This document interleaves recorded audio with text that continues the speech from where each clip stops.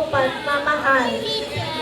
Noong unang panahon sa paanan ng bundok, may isang maliit na baryong tinatawag na Pag-asa. Napapalibutan ito ng lumpiang bukirin, matatayong na puno at kalinang na batis. Kilala ang mga tao rito sa kanilang sipag at pagkakaisa. Naniniwala sila na ang tunay ng yaman ay hindi nasusukat sa dami ng ginto o pila, kundi sa pamahalan ng buong pamilya. Sa baryong ito ay naninirahan ang mga kakasit ng sinira at nito. Maaga sila naulila sa pagkama, kaya sama-sama nilang tinutulungan ang kanilang ina sa paghanap buhay. Tuwing gabi naman ay dinadalaw nila si Lola Bining upang makinig sa kanyang mga kwento.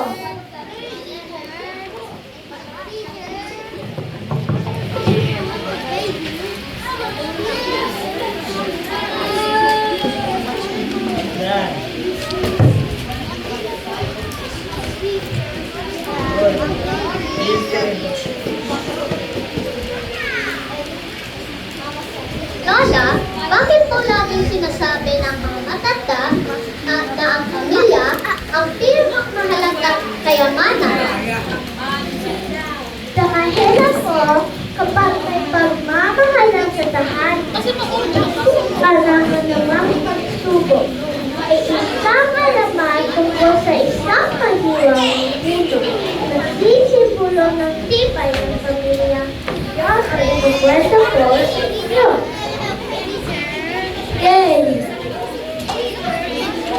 Handa na po. Kami mahilig po. Kami magaling ng mga may araw. Ayon sa kwento ni Lola Bining, noon ay may isang napakamaraming puno sa gitna ng kagubatan. Tinatawag itong puno pagmamahal. Hindi ito karaniwang puno kapag ang isang pamilya ay nagmamahalan at nagtutulungan. Lalo itong namayabong. Ngunit kapag ang mga tao ay nag-away at nagkanya-kanya, unti-unti itong nalalanta. Maraming taon nang ilagaan ang mga nilola ang punong ito. Hindi nila ito dagdagan ng tubig. Lamang dagdagan nila ito mabuting paggalang at pagmamahalan sa loob ng kanilang tahanan.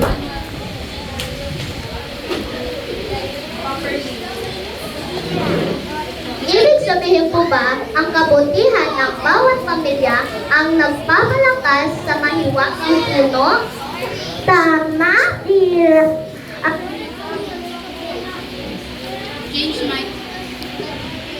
Tama, Dira. Ang bawat mabuting salita, bawat pagtumulong sa magulang, at bawat pagtawag sa kapatid ay tila patak ng tubig sa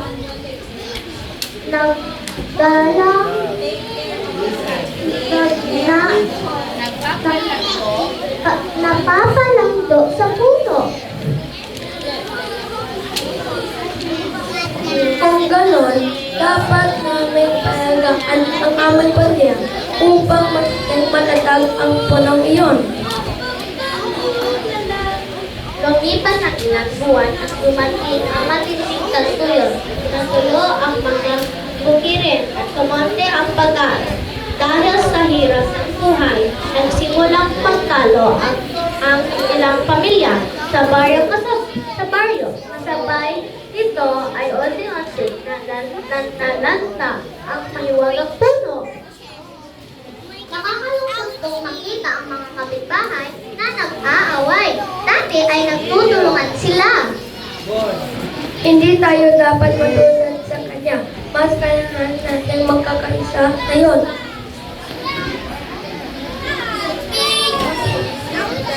Tandaan ninyo, mga ako, ang tunay na lakas ng pamilya ay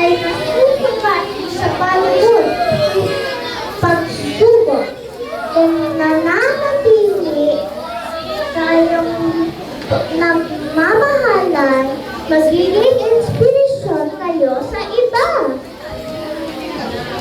Nagpasya sina Lira at Nico. Natulungan ang kanilang mga kapitbahay. Nagbigay sila ng konting ani. Tumulong sa paglinis ng bukirin. At nagkakanya sa samang-samang pagtanim.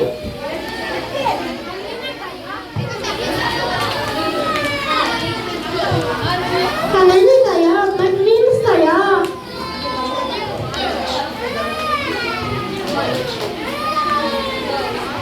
Salapa! Salamat ay nandito kayo.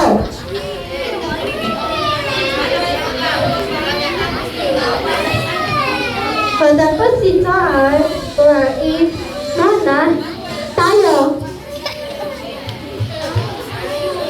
Ako ay nagtanhanda ng sinapan. Ako ay naghanda ng pinapay.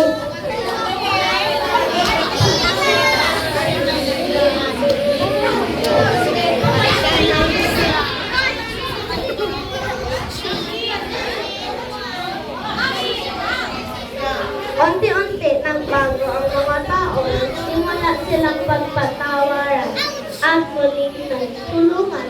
Bawat pamilya ay nagtanim ng mga puno at nagbahagi ng kanilang ani sa kailangan. Kasabay nito, muling sumigla ang mahiwagang puno. Nagbulaklak ito na mas maganda kaysa dati at nagbigay na malamig na lilim sa buong baryo.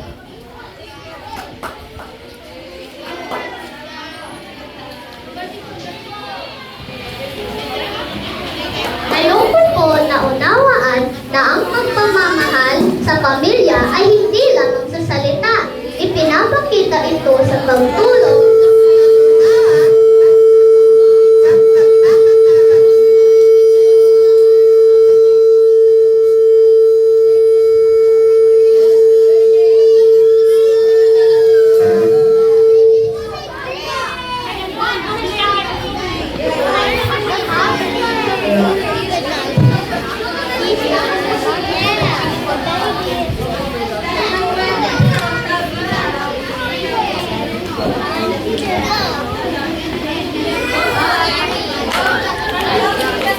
Ngayon ko po naunawaan na ang pagmamahal sa pamilya ay hindi lamang sa salita. Pinapakita ito sa pagtulong, pag-unawa at pagpapatawad.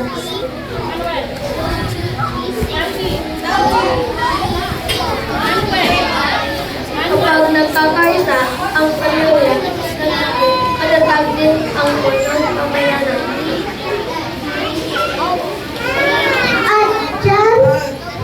At ayan sa dahilan kung bakit hanggang ngayon ay kwento pa rin ang alamat ng puno ng pagmamahal at ang tunay na yaman ay hindi kayang nakawin kung ubos. Ito ay nanatili sa pusong marunong pagmamahal. Mula noon, nakikita din sa baryo pag-asa ang pagtatanim ng isang puno sa tuwing may bagong pamilya o may batang isinilang. Ang bawat puno ay paalala na ang pagmamahal, paggalang at pagtutulungan ang ugat ng isang matatag na tahanan. At ayon sa matatanda, naging luntian at matibay ang mga puno nangangahulugang buhay na buhay pa rin ang pagmamahalan ng mga pamilya sa kanilang baryo.